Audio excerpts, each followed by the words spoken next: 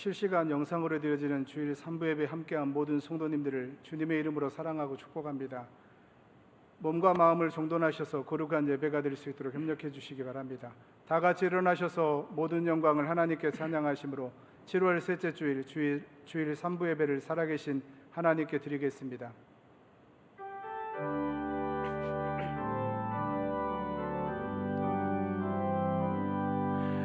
모든 영광을 하나님께,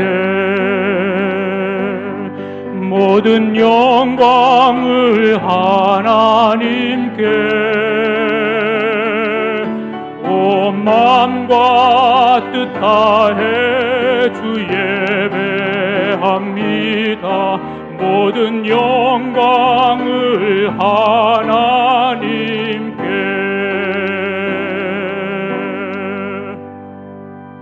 하나님은 영이시니 예배하는 자가 영과 진리로 예배할지니라. 아멘.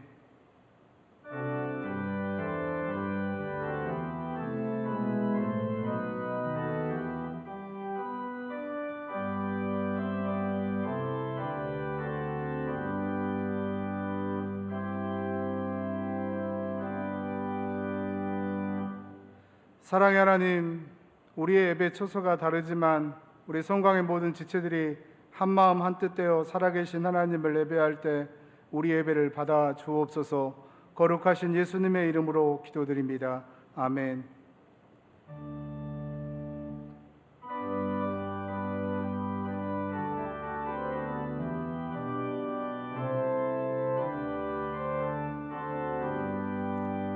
주 예수 이름 높이어 다 찬양하여라. 금멸유관을 들여서 만유의 주 찬양, 금멸유관을 들여서 만유의 주 찬양. 주 예수 당한 고난을 못 잊을 죄인아, 내 귀한 법에 맞춰서 만유의 주 찬양, 내 귀한 법에 맞춰서 만유의 주 찬양. 이 지구 위에 거하는 온 세상 사람들, 그 크신 위엄 높여서 만유의 주 찬양, 그 크신 위엄 높여서 만유의 주 찬양. 주 믿는 성도 다 함께 주 앞에 엎드려 무궁한 노래 불러서 만유의 주 찬양, 무궁한 노래 불러서 만유의 주 찬양.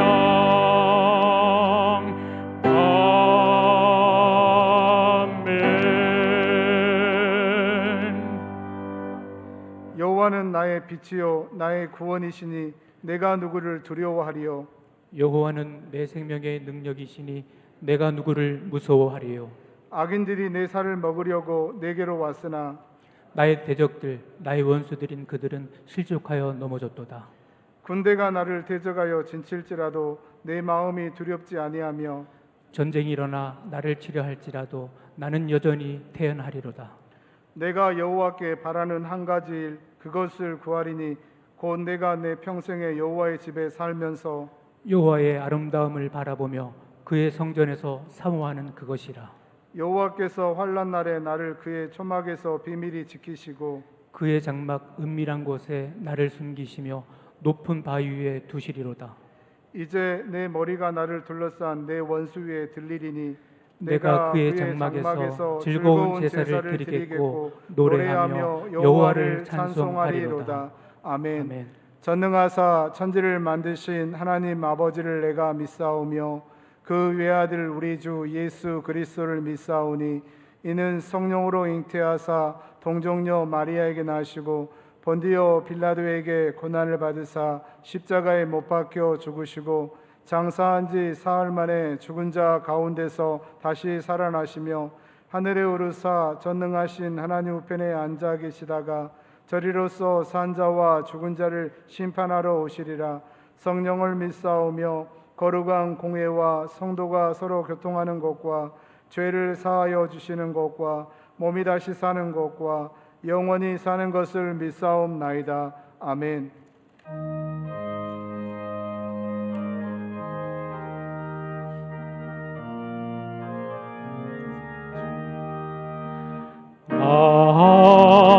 하나님의 은혜로 있을 데 없는 자 왜 고속하여 주는지 난 알 수 없도다. 내가 믿고 또 의지함은 내 모든 형편하시는 주님 늘 보호해 주실 것을 나는 확실히 아네. 왜 내게 굳센 믿음과 또 복음 주셔서 내 마음이 항상 편한지 난 알 수 없도다. 내가 믿고 또 의지함은 내 모든 형편하시는 주님 늘 보호해 주실 것을 나는 확실히 아네. 왜 내게 성령 주셔서 내 마음 감동해 주 예수 믿게 하는지 난 알 수 없도다. 내가 믿고 또 의지함은 내 모든 형편하시는 주님 늘 보호해 주실 것을 나는 확실히 아네. 주 언제 강림하실지 옥밤의 홍낮에 또 주님 만날 그곳도 난 알 수 없도다. 내가 믿고 또 의지함은 내 모든 형편하시는 주님 늘 보호해 주실 것을 나는 확실히 아네. 사랑과 은혜가 풍성하신 하나님 아버지, 하나님의 크신 은혜에 감사와 찬송과 영광을 올려드립니다. 오늘 거룩하고 복된 주일을 허락하시고 7월달 셋째 주 3부 예배를 비대면 영상 예배로 드릴 수 있도록 인도하시니 감사합니다. 이 시간 영상 예배로 함께하는 모든 성도님들을 기억하시고 지난 한 주간 우리의 삶을 되돌아보면 하나님 말씀에 순종하지 못하고 세상 유혹 속에 죄를 이기지 못한 연약하고 불순종한 우리의 삶을 회개하오니 용서하여 주시옵소서. 이 시간 신령과 진리로 예배드리며 각자의 가정과 삶의 자리에서 주시는 하나님 말씀을 통하여 깨닫고 은혜 받는 귀한 시간으로 인도하여 주시옵소서. 하나님 아버지, 코로나19 확산 4단계 사회적 거리두기로 인해 정상적인 예배가 어려운 가운데서도 우리 교회를 축복하신 은혜를 감사합니다. 그동안 우리 교회는 교회 설립 50주년 기념 성경 필사를 통해 하나님을 가까이 만나고 하나님 말씀에 감격받는 은혜 속에 많은 기도 응답의 역사를 경험하고 믿음이 성장하게 하시니 감사합니다. 오늘 거룩하고 복된 주일을 맞이하여 전국에 있는 모든 교회에서 나라를 위해, 민족을 위해, 예배를 위해, 코로나 회복을 위해 이 시간 기도합니다. 하나님 아버지, 우리의 기도를 들어주시고 은혜를 베풀어 주시옵소서. 이제 모든 업무와 질병으로부터 자유로워짐으로 인하여 영상 예배가 아닌 정상적인 예배를 드리는 날이 속히 올 수 있도록 인도하여 주시옵소서. 이 나라의 민족을 사랑하시고 축복하시는 하나님 아버지, 침체된 경기 속에 정치, 경제, 사회가 안정되기를 기도합니다. 방역 4단계, 우리 국민들의 일상생활이 멈추는 재앙 속에서도 묵묵히 감내해온 우리 국민들을 불쌍히 여겨주시고 긍휼을 베풀어 주시옵소서. 특별히 소상공인들과 자영업자들의 고통을 위로하여 주시고 우리의 삶에 무너진 일상이 회복되게 하여 주시옵소서. 이곳에 우리 교회를 세워주시고 오늘에 이르기까지 함께하신 하나님 은혜를 감사합니다. 우리 교회 각 기관과 주일학교 교육부서를 하나님 축복하여 주시옵소서. 수련의 달을 맞이하여 그동안 계획하고 준비했던 주일학교 여름 성경학교가 연기되어 가정에서 영상 예배를 드릴 때 우리 믿음의 귀한 자녀들의 건강을 안전하게 지켜주시고 하나님 말씀과 주님의 사랑으로 잘 양육 성장하여 이 나라 미래를 이끌어갈 우리 교회 귀한 주의 자녀들의 앞길을 축복하여 주시옵소서. 이 시간 생명의 말씀을 들고 단위에 서시는 귀하신 담임 목사님, 영육간의 강건함으로 붙잡아 주시고 성령 충만함으로 하나님 말씀을 선포하실 때 선포하시는 하나님 말씀이 우리 성도님들의 심령에 필요한 양식으로 뿌러내려 각자의 삶의 자리에서 은혜와 진리를 깨닫는 귀한 시간으로 한 주간도 승리할 수 있도록 하나님 인도하여 주시옵소서. 하나님 아버지, 이제 무더운 날씨가 계속되는 가운데 육신의 질병으로 경제적인 어려움으로 여러 가지 힘들고 어려운 시기를 겪는 성도님들을 기억하셔서 치유와 회복의 역사가 있게 하여 주시옵소서. 오늘도 세계 열방에 나가 선교하시는 선교사님들의 안전을 지켜주시고 어려운 상황 속에서도 선교사님들의 가정과 사역지마다 무슬림과 유대인들의 의에 반응하여 구원을 받고 주의 빛을 보는 은혜가 있게 하여 주시옵소서. 감사를 드리옵고 이 모든 말씀을 사랑이 많으신 예수님의 이름으로 기도드렸습니다. 아멘.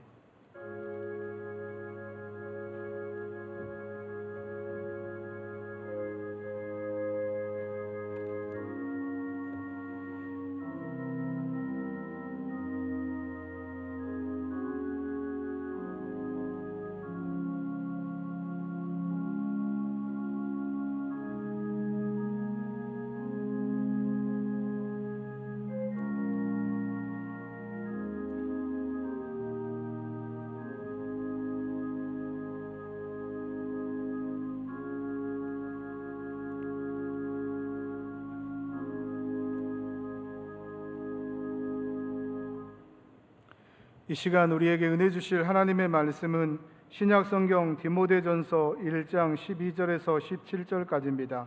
신약성경 337쪽에 있습니다. 디모데전서 1장 12절에서 17절까지입니다. 디모데전서 1장 12절부터 제가 봉독하겠습니다. 나를 능하게 하신 그리스도 예수 우리 주께 내가 감사함은 나를 충성되이 여겨 내게 직분을 맡기심이니 내가 전에는 비방자요 박해자요 폭행자였으나 도리어 긍휼을 입은 것은 내가 믿지 아니할 때 알지 못하고 행하였음이라. 우리 주의 은혜가 그리스도 예수 안에 있는 믿음과 사랑과 함께 넘치도록 풍성하였도다. mit보다 모든 사람이 받을 만한 이 말이요 그리스도 예수께서 죄인을 구원하시려고 세상에 임하셨도다 하였도다. 죄인 중에 내가 괴순이라. 그러나 내가 긍휼을 입은 까닭은 예수 그리스도께서 내게 먼저 일체 오래 참으심을 보이사 후에 주를 믿어 영생 얻는 자들에게 본이 되게 하려 하심이라.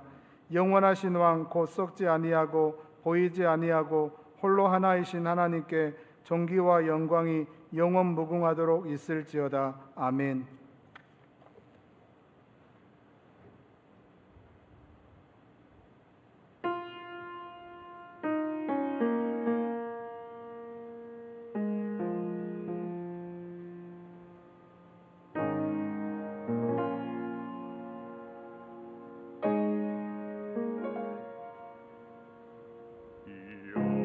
여호와는 나의 목자시니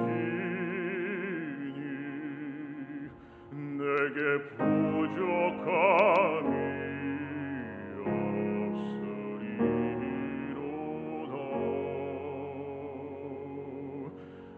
여호와는 나의 목자시니 내게 부족함이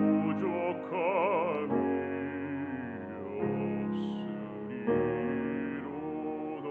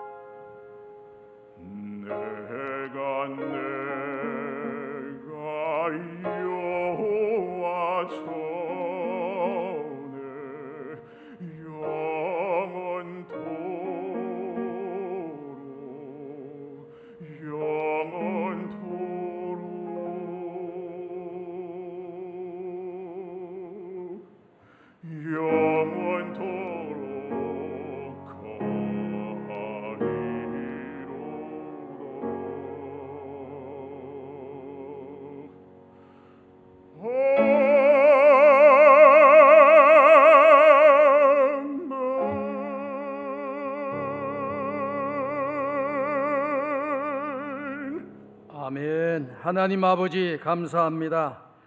코로나19로 인하여서 정상적인 예배를 드리지 못하고 비대면 예배, 동영상 예배로 실시간 드려지는 예배를 하나님께서 기억해 주시고 우리에게 은혜를 내려 주셔서 정상적인 예배를 드릴 수 있도록 역사하여 주시옵소서. 주일 3부 예배 동영상으로 드리는 우리 모든 성광의 가족들에게 하늘의 복과 땅의 복으로 채워주시고 귀한 찬양을 받아주신 하나님 아버지 이 자리에 임재해 주시고 우리 가정마다 임재해 주시고 역사하여 주시어서 오늘도 주시는 하나님의 말씀을 사람의 말로 받아들이지 아니하고 하나님의 음성으로 듣게 하여 주시어서 이 말씀이 우리 영을 살리고 우리 가정을 살리고 교회를 살리는 역사가 일어나도록 인도하여 주시옵소서. 이 시간 하나님이 함께해 주시고 하늘의 문을 열어주시며 우리의 마음의 문도 열어주시고 전하는 자의 입술도 열어주시어서 하나님의 말씀으로 새로워지는 역사가 일어나게 하여 주옵소서. 예수님의 이름으로 기도드리옵나이다. 아멘. 동영상 예배로 7월달 셋째 주 3부 예배에 참석하신 우리 모든 성광의 가족 여러분들에게 하나님의 은혜와 평강이 함께 하시기를 주님의 이름으로 축복합니다. 오늘은 디모데전서 1장에 기록되어 있는 말씀의 내용을 가지고 은혜와 감사라고 하는 제목으로 함께 은혜를 나누기를 원합니다. 여러분이 잘 알고 있는 17세기의 대수학자이고 물리학자이고 또 사상가인 파스칼이라고 하는 분을 알고 계실 겁니다. 이분은 우리 인생에는 네 종류의 인생이 있다라고 하는 것을 말한 적이 있습니다. 첫 번째 사람은 하나님을 만나지 못하는 불행한 인생이 있다라고 이야기를 했습니다. 두 번째는 하나님을 찾으려고 이리저리 방황하는 외로운 인생이 있다고 했습니다. 세 번째는 하나님을 만난 행복한 인생이 있다라고 이야기했습니다. 마지막으로 네 번째는 하나님을 만나고 은혜를 받고 깨달아 감사하며 살아가는 최고의 가치 있는 인생의 길을 걸어가는 사람이 있다라고 이야기를 했습니다. 이곳에서 이야기하는 내용은 뭐냐? 하나님의 은혜를 깨닫고 감사하는 사람이 가장 가치 있는 인생의 길을 걸어가는 사람이다라고 하는 것을 말씀하고 있는 것입니다.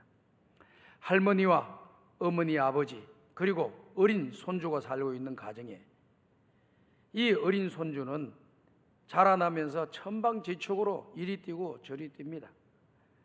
이걸 어지러 놓고 저걸 어지러 놓으니 할머니가 늘 하시는 말씀이 뭐라고 말씀하시느냐 하면은 저놈이 언제 철을 들어서 사람 구실을 할까? 저놈이 철 들어야지 사람 구실을 할 텐데 이런 말들을 수도 없이 손주가 많이 들었다고 합니다.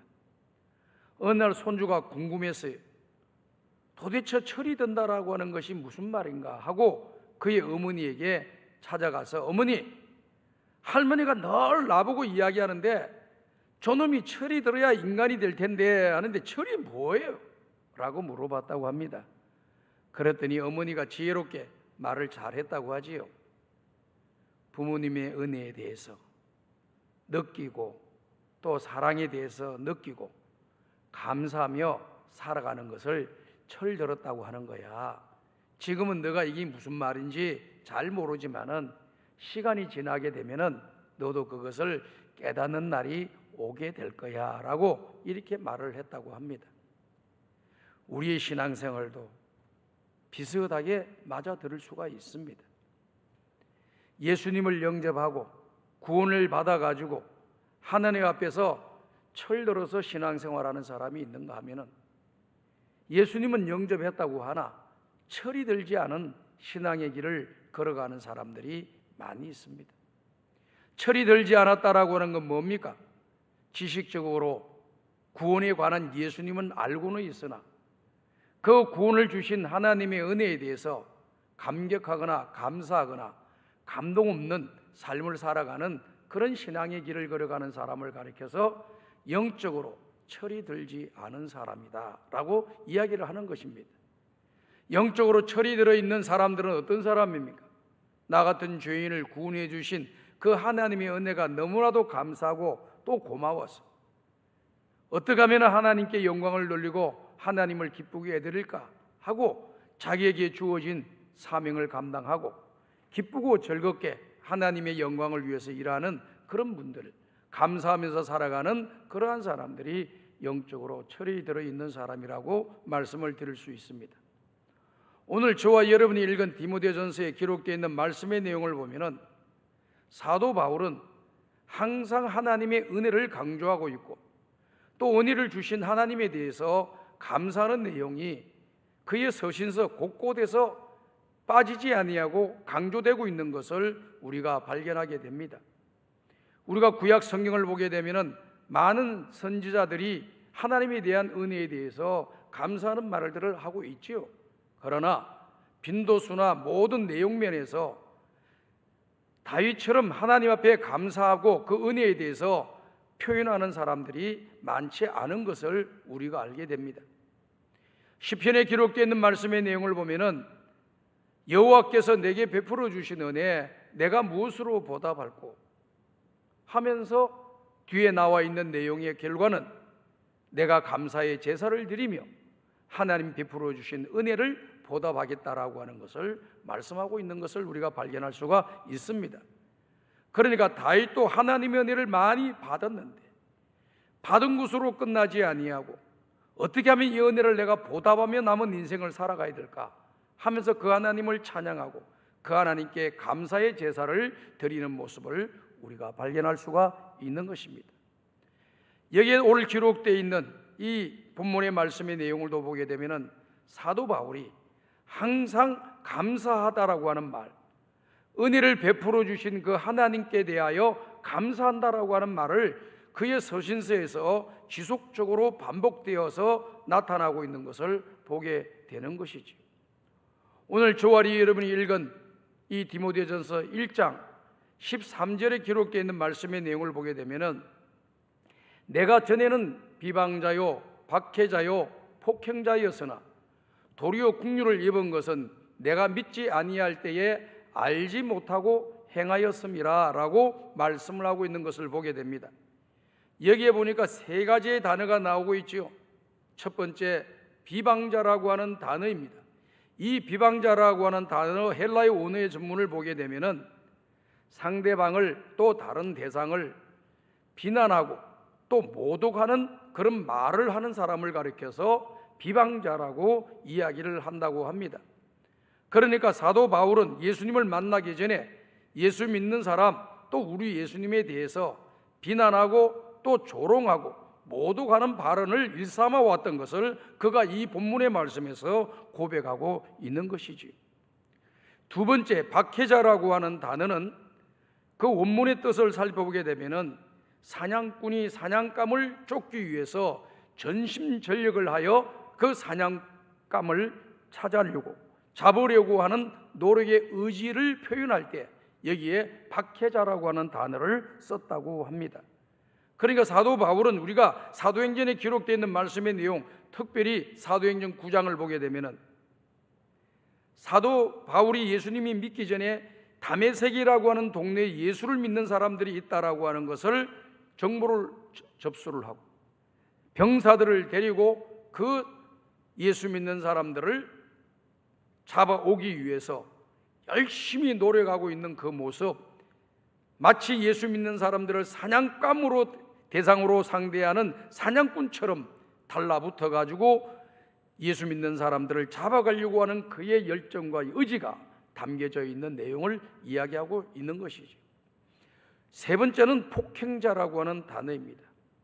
이 폭행자라고 하는 단어는 어떤 뜻이 담겨져 있느냐면은 난폭하게 상대방을 대하다라고 하는 그런 뜻이 담겨져 있습니다.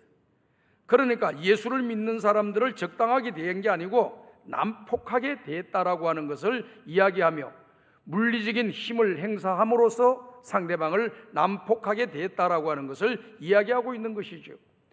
그러니까 사람을 때리고 예수를 믿는 사람들 잡아다가 때리고 린치를 가하고 폭력적인 행사를 하면서도 그것을 당연히 여겼다라고 하는 그런 내용입니다. 사도행전 스데반에서 사도행전을 보게 되면은 스데반이 복음을 전하다가 유대인들에게 돌에 맞아 죽는, 또 스데반이 순교하는 장면이 기록되어 있는 것을 우리가 보게 되지요. 스데반이 순교하고 죽는 그 현장, 돌에 맞아 죽는 그 모습을 바라보면서 이 바울은 그것을 당연하게 여겼다라고 생각하고 있습니다. 그와 같은 행위를, 난폭한 행위, 극단적인 행위를 하는 사람들의 행동을 지지하고 인정해주고 또 당연한 것으로 본인 자신이 생각하며 살았던 사람이라고 하는 것을 말씀해주고 있는 것이죠.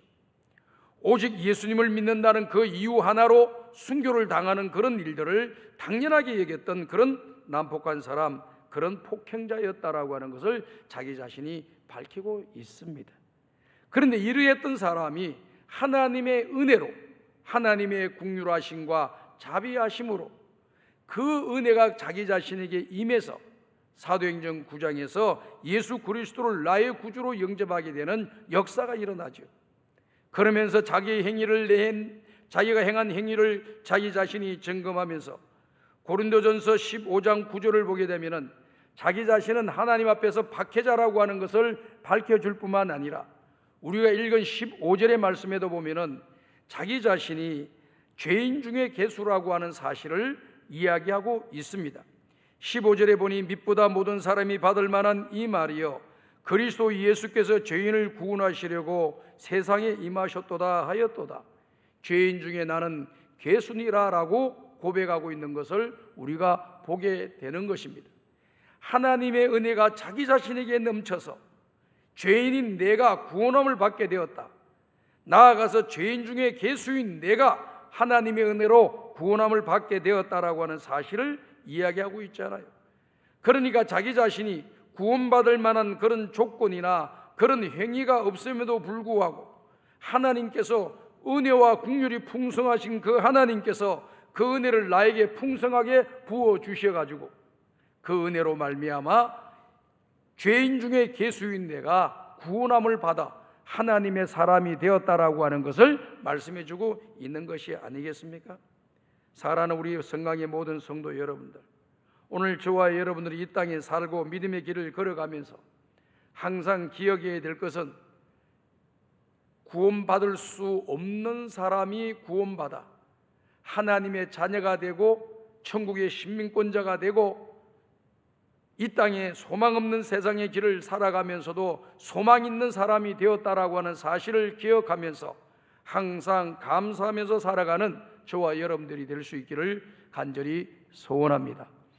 여기서 감사한다라고 하는 이런 단어, 오늘 본문의 말씀에 12절에 기록되어 있는 말씀의 내용을 보게 되면은 사도 바울이 감사한다라고 하는 말씀을 표현하고 있죠. 나를 능하게 하신 그리스도 예수 우리 주께 내가 감사한다라고 말씀하고 있는 것을 보게 됩니다. 그리고 나를 충성되이 여겨 내게 직분을 맡기셨다라고 하는 말씀을 하고 계십니다. 여기에 감사라고 하는 단어는 어떤 뜻이 담겨져 있느냐면은 헬라의 문법의 내용을 꼼꼼하게 살펴보게 되게 되면은 과거의 어떠한 일로 인해서 감사했었고 지금도 그 내용이 감사가 내 입에서 나오고 그리고 그것이 앞으로 미래에도 그와 같은 내용들은 변함없이 감사의 대상이 되고 감사의 내용이 된다라고 하는 것을 말을 할 때 여기에 감사함이라고 하는 헬라의 원문에 기록이 되어져 있는 것입니다.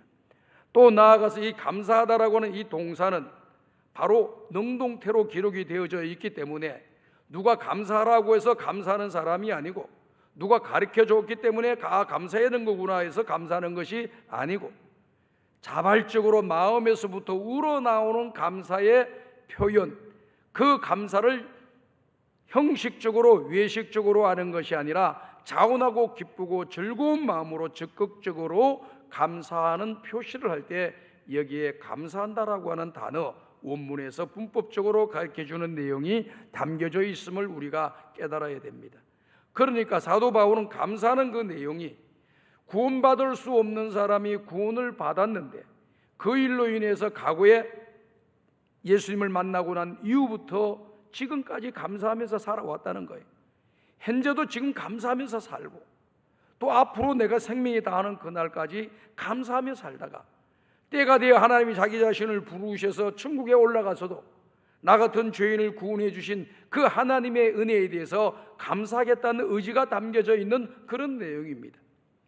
저는 우리 성광의 가족들이 이 본문의 말씀의 내용을 깊이 있게 묵상하시고 또 마음으로 생각을 담아 놓으셔서 나 같은 죄인, 구원받을 수 없는 죄인 중에 개수와 같은 내가 구원받아서 하나님의 자녀가 된 것에 대해서, 구원받은 백성이 된 것에 대해서, 오늘 내가 부름받아도 천국 가게 된 것에 대해서 감사가 회복되어지고 감사가 살아나고 감사하면서 살아가는 하나님의 사람들이 다 되시기를 주님의 이름으로 축복합니다. 제가 성경을 연구하면서 이 사도 바울이 본문의 말씀 15절에서 나는 죄인 중에 개수라고 하는 이 말씀에 대해서 많이 묵상을 하고 생각을 해 보았습니다. 이렇게 하나님의 교회, 하나님을 믿는 성도들에 대해서, 예수를 믿는 사람들뿐만 아니라 우리 예수님에 대해서 이와 같이 비방하고 박해하고 폭행을 했으니 적당한 죄인이 아니라 괴수라고 하는 표현이 잘 썼다라고 나는 처음에 생각을 했어요. 오늘 저와 여러분들 가운데 많은 분들이 모태신앙으로 태어나서 지금까지 하나님의 교회를 비방하고 또 성도들을 박해하거나 또 난폭한 행동을 한 사람들이 거의 없을 거예요. 그렇기 때문에 죄인 중에 개수라고 하는 이 단어는 사도 바울에 적용되는 것이지 본인 자신에게 적용되는 단어라고 생각하지 않는 성도들이 상당히 많이 있습니다. 근데 제가 성경을 묵상하고 또 깊이 생각을 해보니까요, 십자가 앞에 서 있는 죄인된 나의 모습을 바라보니 다른 사람은 비교할 것 없어요. 내 자신이 하나님 앞에 죄인된 것일 뿐만 아니라 그야말로 죄인 중에 개수라고 하는 것을 발견하게 되었습니다. 그러니 사도 바울이 이 본문의 말씀을 기록할 때는 상당히 시간이 많이 지난 상태입니다. 예수 믿고 사도로서 활동하던 많은 시간이 지나고 그의 인생의 말기에 다다른 그런 시점에 본인 자신이 많이 묵상하고 생각한 것은 과거의 하나님의 교회 성도들에 대해서 박해하고 폭행하고 또 그들에게 비방했던 것으로 자기 자신이 죄인이라고 표현한 것이 아니고 십자가 앞에서 자기 자신을 살펴보니 죄인 중에 개수임을 발견했다고 저는 그렇게 보게 되었습니다. 얼마나 은혜가 되었는지 모르겠습니다. 사랑하는 우리 성광의 성도 여러분들, 우리는 주님 앞에 내세울 것이 하나도 없어요. 아무리 이 세상에서 선하게 살고 훌륭하게 살고 좋은 일을 하고 윤리적으로 도덕적으로 우리가 살아왔다 할지라도 십자가에서 내 죄를 위해 죽으신 주님 앞에서는 우리는 죄인일 수밖에 없고 또 죄인 중에 개수일 수밖에 없다라고 하는 고백을 할 수밖에 없다라고 하는 사실을, 이런 진리의 말씀을 뜻을 깨달을 수 있는 우리 성광의 가족들이 되기를 간절히 소원합니다. 이런 것을 깨닫게 되면은 그냥 죄인이라고 생각하면서 신앙생활했던 사람하고 죄인 중에 개수라고 신앙 느끼고 그것에 대해서 은혜를 받고 사죄 은총을 받고 구원함을 받아 하나님의 자녀가 되고 의인이 되었다라고 하는 사실을 깨닫게 되면은 하나님 앞에서 변함없는 충성의 믿음의 길을 더욱더 걸어갈 수 있는 하나님의 사람이 될 것이라고 저는 확신합니다. 제가 영국에서 유학하면서 공부를 하다 보니까요, 지금은 우리 대한민국 사람들, 지금 20년 전의 이야기를 하는 거예요. 우리 대한민국 사람들도 동물 애호가들이 많이 생겼어요.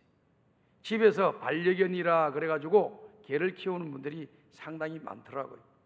저도 이렇게 저녁 시간만 되면 운동은 건강을 위해서 운동을 하기 위해서 장자목 공원을 이렇게 다니다 보면은요, 한 10년 전보다는요 지금 완전히 강아지들을, 개를 데리고 오는 사람들이 왜 이렇게 많은지 모르겠어요.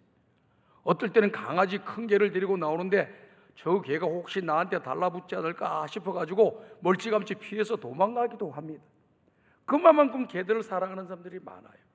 그런데 20년 전에는요, 대한민국이요, 먹고 살기가 힘들어서 그렇게 개를 많이 키우지 않았어요. 경제적으로 여유 있는 그런 분들만, 또 특별히 동물에 대한 사랑이 덕심한 그런 분들만 집에서 이런 반려견들을 키웠지요. 일반 국민들이 키울 여력이 없었습니다. 그런데 20년 전에 이 영국에는요, 이 반려견들을 키우는 사람들이 그렇게 많았습니다. 다 집집마다 강아지, 고양이, 또 이런저런 기호에 따라서 이렇게 이 동물들을 기르는 것을 제가 봤는데요. 그게 왜 이렇게 개를 좋아하고 개를 기르느냐라고 할머니한테 물어봤더니 그 할머니가 이야기를 하는 건데 뭐라고 이야기냐면 딱 한마디를 이야기하더라고. 개는 배신하지 않고 끝까지 충성합니다. 그렇게 이야기를 하더라고. 다른 걸 이야기하잖아. 개는 배신하지 않고 끝까지 충성하기 때문에 자기는 개를 좋아한다는 거예요. 자기를 배신하는 사람들이 땅에 얼마나 많이 있는데 뭔가 이해관계가 맞지 않고 감정만 뒤틀리면 바로 배신하고 또 적이 되는 이런 일들이 세상에서 사람과의 관계 속에서 비일비재하게 일어나는데 이 개는 내가 돈이 있든지 없든지 관계없이 끝까지 배신하지 않고 끝까지 나에게 충성한다는 거예요. 내가 세상에서 많이 배웠는지 안 배웠는지 그것도 관계도 없는 거예요.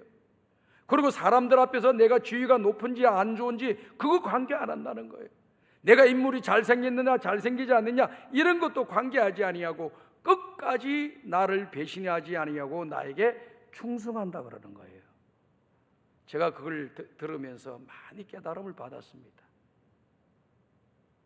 이사야 1장에 기록되어 있는 말씀의 내용을 보게 되면 우리가 잘 아는 말씀이죠. 이스라엘 백성들을 향하여서 하나님께서 그들에게 책망하시는 말씀을 하고 계시지 않습니까? 나귀와 소도 주인이 자기에게 먹을 것을 주는 것을 기억하고 주인을 위해서 충성하고 헌신을 한다는 겁니다. 나귀와 소라고 하는 것은 짐승들 가운데 동물들 가운데 가장 어리석은 동물을 비유하면서 설명을 할 때 소와 나귀를 들어 설명하지 않아요?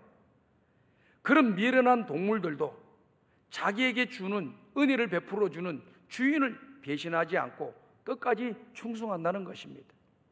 오늘 우리는 하나님의 큰 은혜를 입은 사람들이고 내가 무언가를 선한 것과 공로가 있어가지고 우리가 구원함을 받고 하나님의 자녀가 되는 이런 놀라운 축복을 받은 사람들이 아닙니다.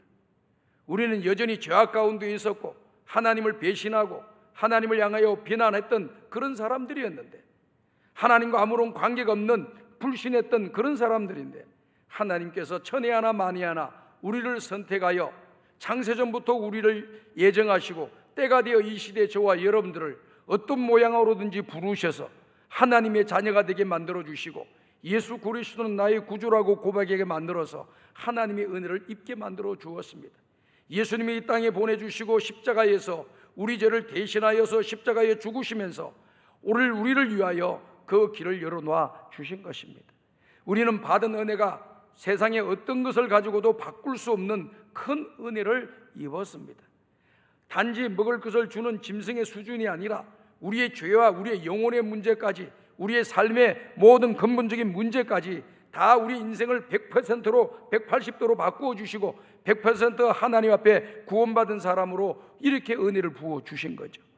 그 은혜가 값싸지 않다고 한다면 우리는 그 은혜를 귀히 여기고 우리의 남은 인생을 살아가면서 나에게 베풀어 주신 그 하나님의 은혜를 기억하면서 다윗처럼 여호와께서 내게 베풀어 주신 은혜를 내가 무엇으로 보답할까? 그것이 우리의 숙제가 되어야 되고 우리 질문이 되어서 하나님이 주시는 은혜와 또 우리의 여건과 환경과 형편 속에서 최선을 다해서 하나님께 영광 돌리고 하나님을 기쁘게 해드리는 저와 여러분들이 되어야 될 줄로 믿습니다.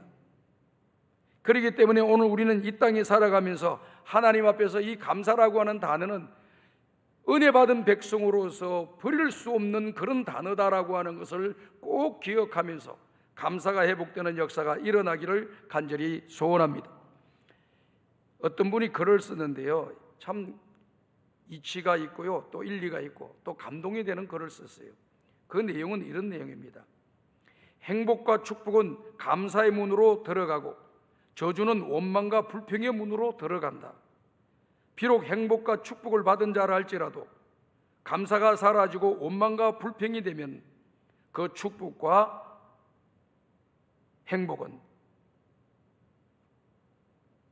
나가게 된다. 이렇게 기록이 되어져 있더라고요. 가만히 생각해 봤어요. 가만히 생각해 보니까 행복하고 축복은 감사할 때 축복의 문, 행복의 문으로 들어가는 거예요. 근데 저주는 언제 오느냐? 원망과 불평할 때 저주의 문으로 들어가는 거예요. 그런데 한번 행복을, 감사를 통해서 은혜를 받아가지고 감사하면서 사니까 행복과 축복이 있는 거예요.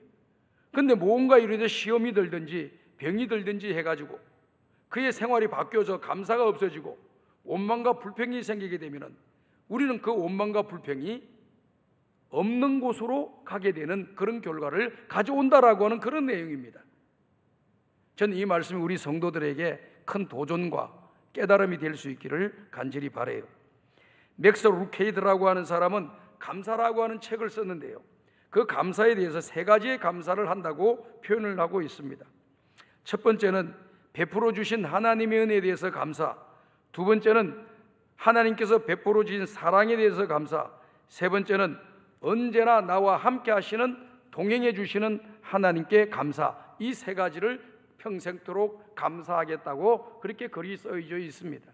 오늘 사랑하는 여러분, 오늘 이 루케이드가 이야기했던 것처럼 나를 구원해 주신 하나님, 우리를 사랑하시기 위해서 독생자 유아들도 아낌없이 십자가에 내어 주신 그 하나님의 사랑을 기억하면서 또 나아가서 세상 끝날까지 나와 함께 하시고 또 세상이 끝나도록 영원토록 나와 함께 하시는 그 하나님의 은혜가 우리에게 있지 않습니까? 그러니 우리는 이 루케이드가 이야기한 내용이 오늘 우리들이 그대로 흡수하고 받아들여야 될 말이라고 하는 것을 우리가 기억하면서 평생토록 감사하며 살아가는 저와 여러분들 되시기를 바랍니다. 이런 은혜를 받은 사람들, 이런 감사를 하면서 살아가는 사람들은 이 땅에서 어떠한 방향으로 살아가느냐? 사도 바울이 이런 은혜를 받고 그가 고백하면서 살아갔던 삶의 방향은 이와 같은 것입니다. 그 말씀은 고린도후서 5장 9절과 10절에 기록이 되어져 있습니다. 다 같이 한번 읽어보도록 하겠습니다. 시작.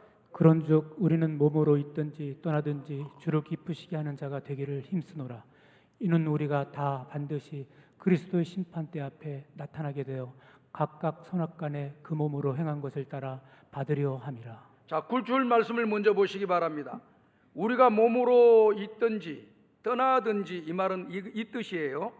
내가 살아서 지금 이곳에 살든지 아니면 죽어서 이 땅에서 떠나든지 어떤 사람 되기를 원하느냐? 주님을 기쁘시게 하는 사람 되기를 원한다는 거예요. 여기 보니까 원한다고 하는 소원의 내용만 담은 것이 아니라 그 앞에 있는 단어 힘쓴다라고 하는 단어가 들어가 있습니다. 소원한다라고 하는 것은 말로 그칠 수가 있어요. 말로 그치는 것이 아니라 힘을 써서 노력하면서 하나님을 기쁘시게 하는 삶을 살겠다라고 하는 이런 선언을 하고 있는 것이죠.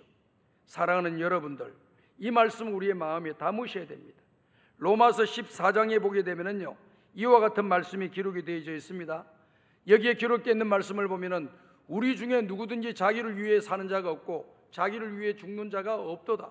우리가 살아도 주를 위해 살고 죽어도 주를 위해 죽나니 그러므로 사나 죽으나 우리가 주님의 것이다. 주의 소유된 존재들이다라고 하는 것을 말씀하고 있습니다.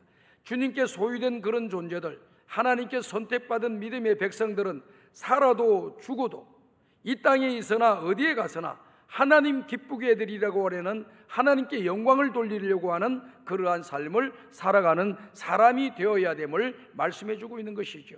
그러니까 이 하나님의 구원의 은혜를 깨닫은 사람들의 반응이 이와 같은 모습으로 나타난다라고 하는 것을 우리에게 이야기해 주고 있는 것입니다. 사랑하는 우리 성광의 가족 여러분들, 여러분들은 지금 이와 같은 말씀의 내용에 대해서 뭔가 도전과 또 감동과 깨달음이 오고 있습니까? 아니면 이 말씀이 무슨 말씀하시는 거야? 라고 생각하고 계십니까? 오늘 우리들은 정신을 바짝 차리고 성경에서 요구하는 신앙의 길을 걸어가야 됩니다. 나는 예수 믿고 구원받았으니까 끝이다 라고 생각하는 것보다 어리석은 사람이 없는 거예요. 성경은 예수 믿고 끝나라고 우리에게 말씀하지 않았습니다. 여러분이 성경을 잘 읽으셔야 돼요. 성경을 보면은 우리에게 말씀을, 성경을 우리에게 주신 우리 주님께서 우리에게 말씀하시는 내용이 뭐냐? 내가 너희들에게 말씀을 준 것은 이 말씀을 통하여 구원을 얻게 하고 하나님의 자녀로 부족함이 없게 하려 함이니라. 온전한 삶을 향해서 나아가게 하기 위해서 우리에게 말씀을 줬다고 했어요. 지금 우리는 모든 것이 부족하고 연약합니다. 그냥 이 상태로 가만히 있으면 안 됩니다. 하나님이 기뻐하시는 길을 향하여 방향을 향해서 걸어가야 되는데 그 길을 걸어가는 일을 힘쓰라고 하는 그런 말씀입니다. 구원받았으니까 가만히 있다가 죽어서 천국 가라, 이게 아닙니다. 오늘 우리 성광이 가족들이 이것을 좀 깨달았으면 좋겠어요. 저는 우리 조국교회를 바라보면서 많은 믿음의 백성들, 1000만 명 가까운 성도들이 이 땅에 예수 믿고 산다고 하는데 교회들마다 형편들 보면 안 그런 분들도 많이 계십니다. 그러나 제가 보기에는 너무나도 안타까운 모습으로 신앙의 길을 걸은 사람들이 많아요. 하나님의 교회 해방꾼 노릇하면서도 하나님의 교회 성도라고, 하나님의 교회 멤버라고, 하나님의 교회 직분자라고 왔다 갔다 하는 사람들이 많아.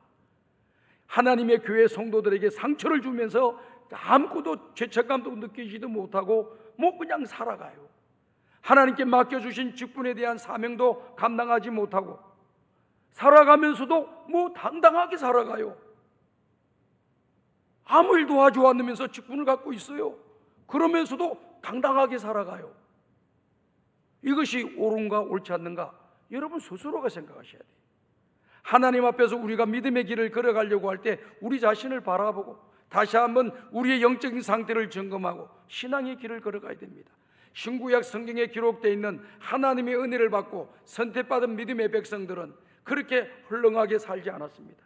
하나님의 받은 은혜에 감사하면서 은혜를 보답하기 위해서 또 자기 자신에게 맡겨주신 사명 감당하기 위해서 복음 전파를 위해서 끝까지 믿음의 길을 걸어가고 세상의 빛과 소금으로 살아라고 하시는 주님의 말씀에 순종해서 자기 자신을 희생하고 헌신하면서 연약한 자를 돌아보고 사회의 구속진 어두운 곳을 돌아보는 믿음의 사람으로 살아왔던 것을 우리가 성경에서 잘 발견할 수가 있습니다.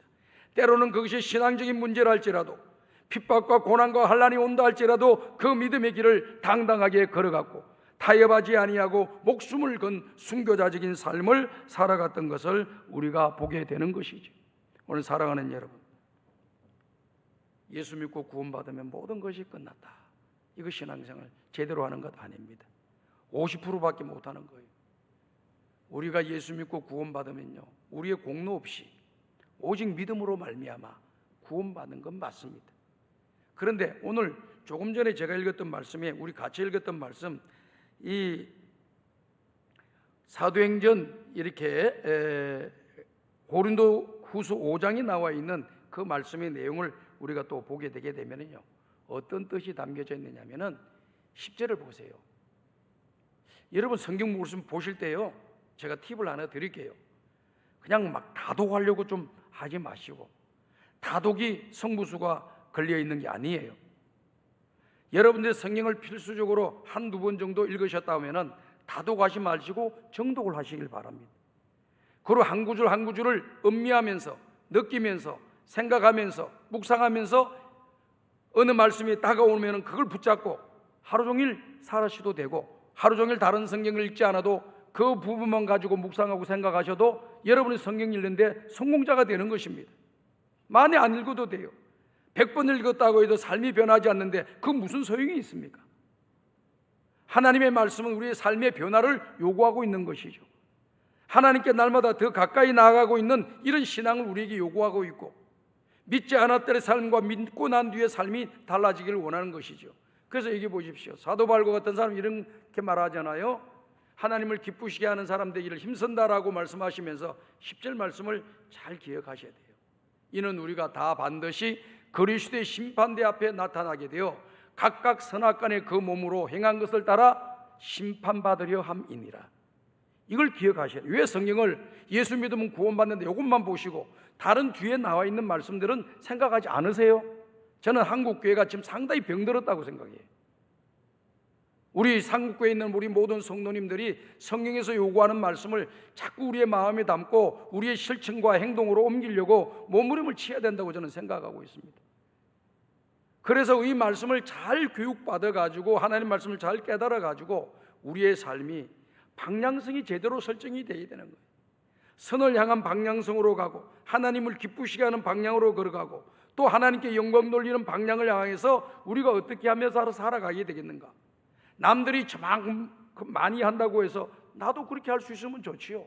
그러나 사람의 개인적인 형편이나 사정에 따라서 그와 같이 다 할 수 있는 사람은 많지 않아요. 그러나 방향성이 성경에 되어 있다면 그 속도가 그냥 거북이처럼 느리 간다 할지라도 방향이 바르니 언젠가는 그 목표를 향해서 가게 되는 거예요. 그냥 방향성 자체가 다르고 그거는 뭐 내가 예수 믿고 구원받았으니까 그렇게 뭐 내가 살 건 뭐 있어, 내 알아서 살고 죽어도 나 천국 간 착각일 수도 있습니다. 여러분, 저는 이걸 말하고 싶어요. 우리 성도들에게만 이야기하고 싶은 것이 아니라 우리 대한민국에서 예수 믿고 신앙생활 하시는 우리 모든 성도님들이 착각이 안 빠졌으면 좋겠어요. 예수 믿고 나면 이와 같은 삶을 당연히 선한 방향으로 길을 걸어가게 돼 있는데 예수를 믿었다고 해서 구원받았다고 하면서 악한 길로 걸어가는데 자기 자신이 구원받았다고 확신하고 살아가는 것처럼 어리석은 사람은 없다고 는 생각합니다. 구원받은지 누구 알아요? 성경 말씀대로 방향을 잡아가지도 않는데 가는 걸 사람들의 관계 속에서는 믿는다고 하니까 세례도 주고 구원받은 하나님 백성이 됐다라고 선포도 해주고 또 때로는 교회 열심히 다니니까 직분도 주고 그래요. 그러나 방향 자체가 하나님 앞에 선하게 살아가지 못하는 방향으로 방향 잡혀서 살아가고 남은 인생의 길을 걸어가는데 혹시 구원에서 관계없는 그런 사람이 될까? 좀 두려울 때가 좀 많이 있어요. 저는 우리 성광의 가족들이 한 명도 구원의 자리에서 낙오자가 없기를 바라고 다 하나님 앞에 섰을 때 칭찬과 상급을 받는 하나님의 사람 되기를 소원하고 기도하고 있습니다. 그래서 우리 성광의 성도들, 구리에 있는 성광교회 성도들은 모두가 다 영적으로 100% 구원받는 합격자가 되길 바라고 우리 주님 앞에 서는 날 선악간의 심판 앞에서 우리가 행한 대로 심판받을 때에 우리 주님으로부터 착하고 충성된 종이라고 칭찬을 받으면서 생명의 면류관, 의의 면류관, 영광의 면류관을 받아서는 우리 성광의 가족들이 다 되기를 주님의 이름으로 축복합니다. 그리고 우리가 신앙의 길을 걸어가면서 선한 영향력을 끼쳐야 돼요. 악한 영향력을 끼치면 안 됩니다. 선한 영향력이 뭘까요? 사도 바울이요 고린도전서 15장 10절에 이 말씀을 우리에게 하고 있어요. 이걸 여러분들이 잘 좀 보셔야 됩니다. 다 같이 읽어봅시다. 시작. 그러나 내가 나된 것은 하나님의 은혜로 된 것이니 내게 주신 그의 은혜가 헛되지 아니하여 내가 모든 사도보다 더 많이 수고하였으나 내가 한 것이 아니요 오직 나와 함께 하신 하나님의 은혜로라. 자, 여기 보면은요 다른 건 여러분들이 이렇게 다 생각할 수 있는데 두 번째 줄, 내게 주신 그의 은혜가 헛되지 않게 하기 위해서 내가 모든 사도들보다 더 많이 수고했다. 요걸 잘 보십시오.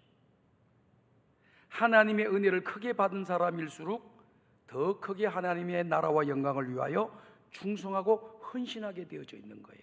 그것이 은혜를 제대로 깨달은 성도들의 자세입니다.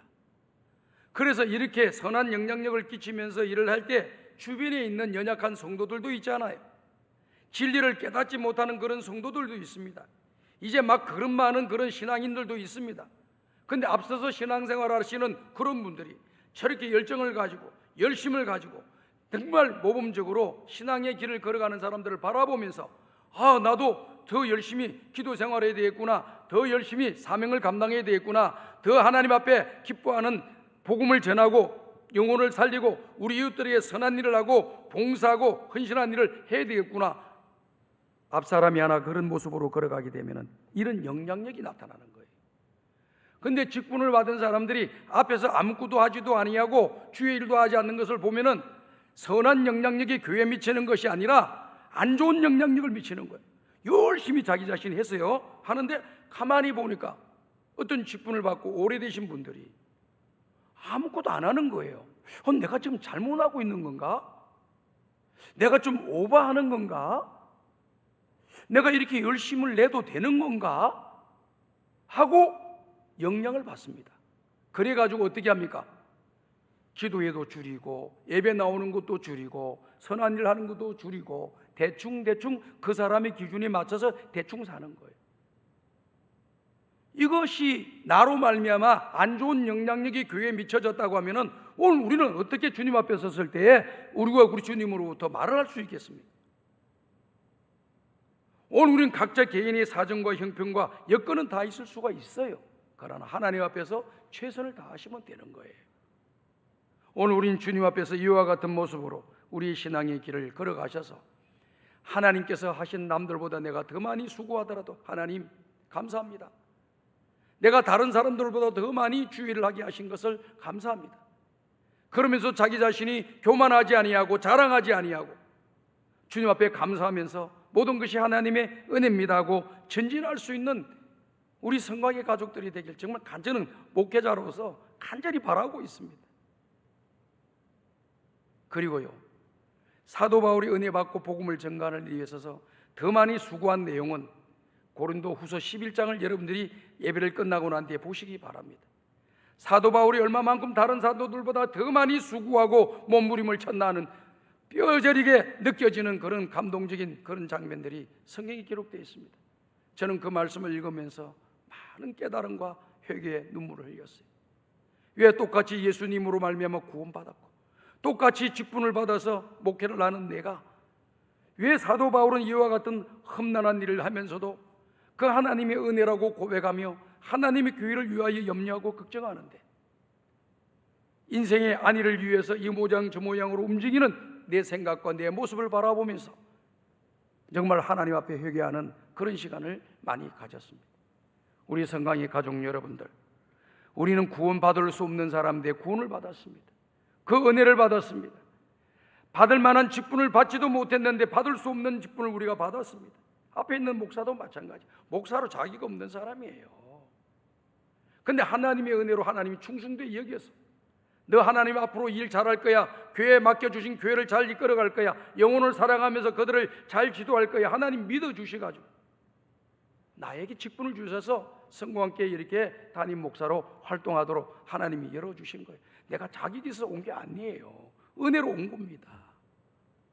그렇기 때문에 여러분들도 이런 자세를 가지고 하나님 앞에서 내가 받은 직분이 하나님의 은혜로 되어진 것이라고 생각하면서 이 은혜를 보답하며 남은 인생의 길을 걸어가고 남들보다 더 많은 일을 하더라도 하나님 더 많은 일을 하게 해주신 하나님께 감사하고 이것도 하나님의 은혜입니다 고백하면서 남은 인생 신앙의 길을 잘 걸어가셔서 주님 앞에 서는 날 잘했다 칭찬받는 복된 인생 행복한 사람들이 다 되시기를 주님의 이름으로 축복합니다. 하나님 아버지 감사합니다. 오늘도 귀한 말씀을 주시니 이 말씀을 우리의 마음에 담고 평생도록 받은 은혜를 기억하며 하나님께 감사하며 하나님을 기쁘게 해드리며 주님의 영광 위에 살게 하여 주옵소서. 예수님의 이름으로 축복하며 기도하옵나이다. 아멘.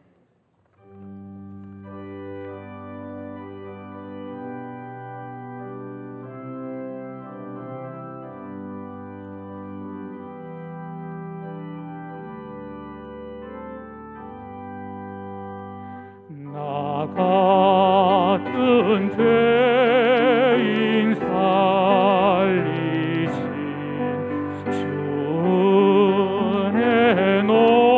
놀라워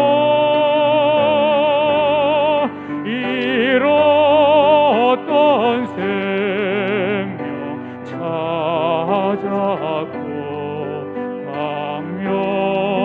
광명으로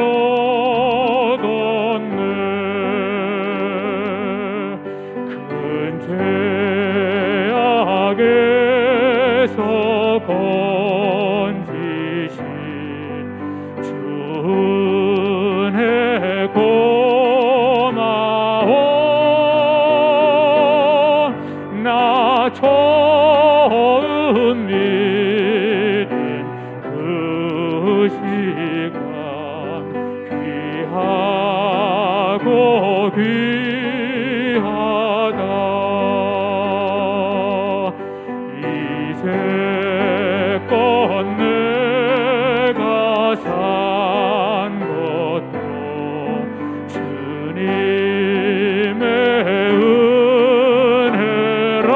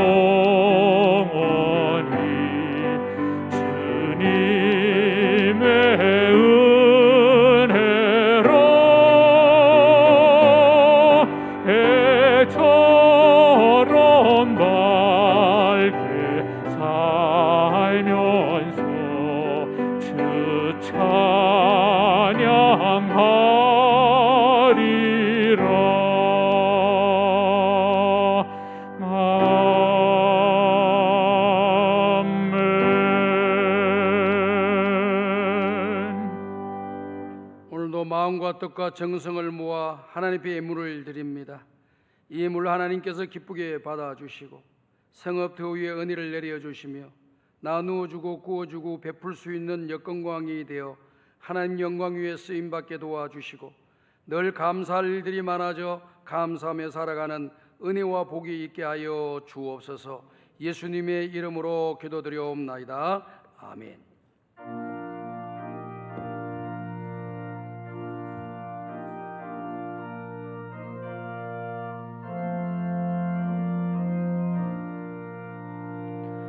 이 천지간 만물들아 복 주시는 주 여호와 전능 성부 성자 성령 찬송하고 찬송하세. 아멘.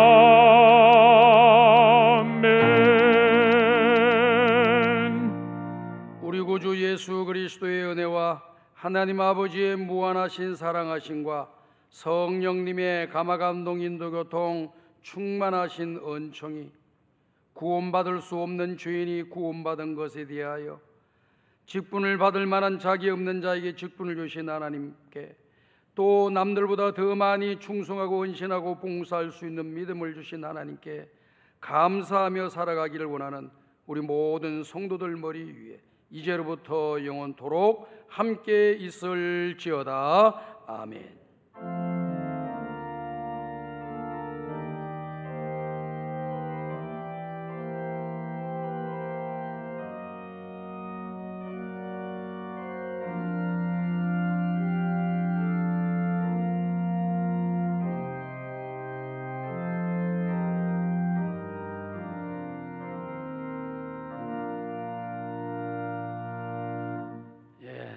예배 마쳤습니다. 광고 말씀드리겠습니다. 주부에 보게 되면은 예배 및 모임 안내 내용을 여러분이 잘 보셔야 됩니다. 코로나 팬데믹 이 4단계 이 발령이 된 것으로 인해서 우리가 정상적인 예배 드리지 못하고 모든 걸 이렇게 온라인 동영상 예배로 진행되고 있습니다. 잘 참고해 주시고요. 여러분 홈페이지에 들어가시게 되면은 그 주부의 광고의 내용들을 자세히 볼 수가 있습니다. 참고를 해 주시기를 바라고요. 나머지 내용을 여러분께서 주부를 보시고요. 소총 광고도 보시고 여러분께서 슬픔을 당한 가정들을 위로해 주시기를 부탁드립니다. 찬송가 428장을 부르면서 주일 3부 예배를 모두 마치고 한 주일 동안 하나님께서 여러분들에게 함께 하셔서 은혜를 풍성하게 부어주시기를 간절히 소원합니다. 428장 부르겠습니다.